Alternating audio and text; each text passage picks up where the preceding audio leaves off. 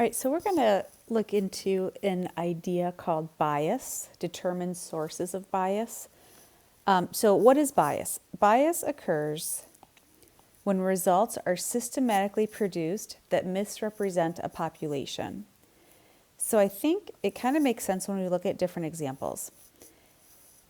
In the following situation, are the differences between groups potentially due to bias? So part A, a psychologist is conducting surveys to study the happiness levels of people who live in a neighborhood.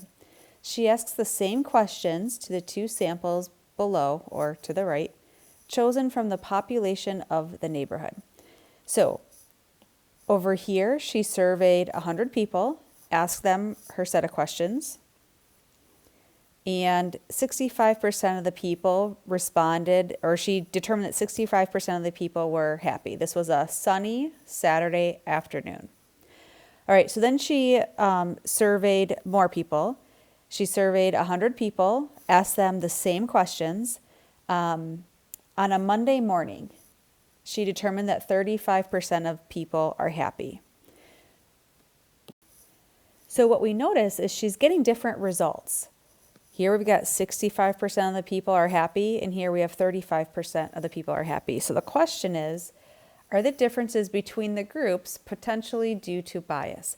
So in this example, we would say, yes, this study has bias.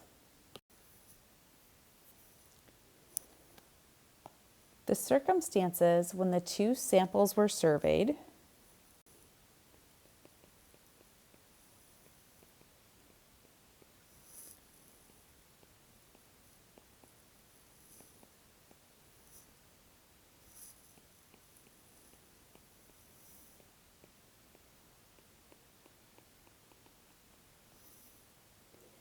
may influence their responses.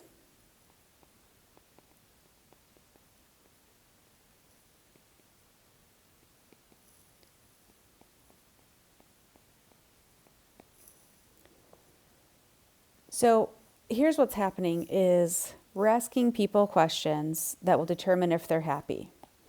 Well, if it's a sunny Saturday afternoon, how might people answer those questions versus if it's a Monday morning, how might people answer those questions? I think for a lot of us, we might answer those questions differently if we were in this first group versus in the second group. So this study has bias for that reason. It's the circumstances when the two samples were surveyed that's different and quite potentially is showing a difference in their responses. All right, so let's move on to part B. A school wants to know the average height of its students. The school randomly chooses some students and measures their height. Some students are under 5 feet tall and some are over 6 feet 5 inches tall. So what we have are pretty different results. Some students are under 5 feet, so we would say on the short side. Some people are over 6 feet 5 inches tall, so that's quite tall. So is there any bias in this that is producing those different results?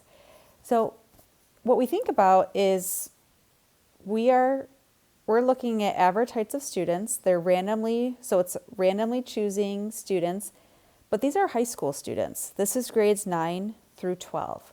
So the different results are not necessarily due to bias.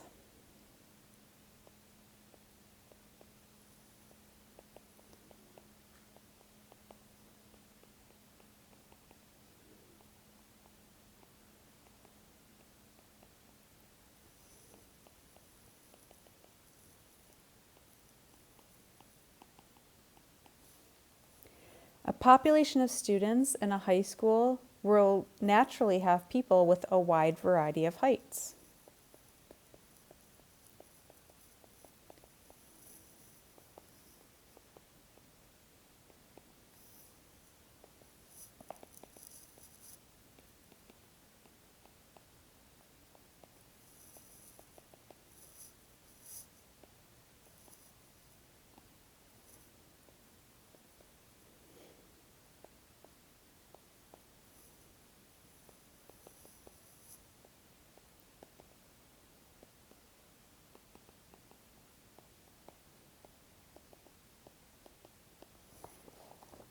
All right, part C.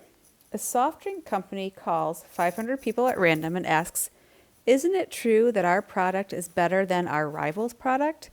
And 75% of the people respond, "Yes." Is this an example of bias? Explain. So, this is an example of bias. This is bias. So, the question they're asking, it's phrased in a way that the respondents are more likely to give the answer that the company wants. They're saying, "Isn't it true that blah, blah, blah, blah, blah?" So it's a bit of a leading question. They're phrasing the question in a way so they get the answer that they're looking for. They want the people to say yes. So they're saying, "Isn't this true?"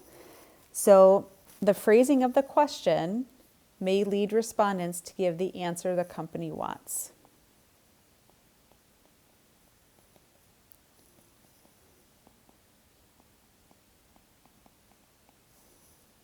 Oh, this is sloppy writing. The phrasing of the question may lead respondents